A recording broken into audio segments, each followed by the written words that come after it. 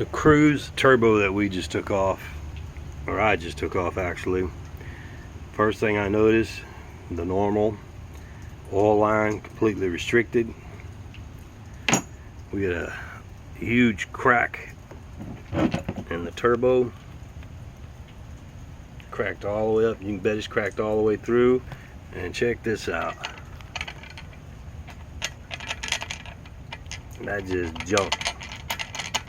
So this is what happened when the turbo goes south, or goes without oil.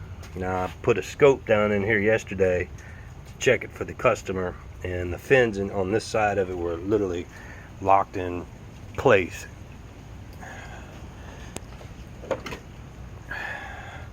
And this is what our return line looked like. That goes down into our oil pan right there. It literally heated up, went dry.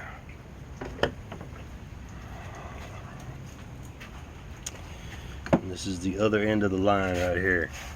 That ain't no oil, and there's no oil in there. It's completely dry. So awesome job, Chevy.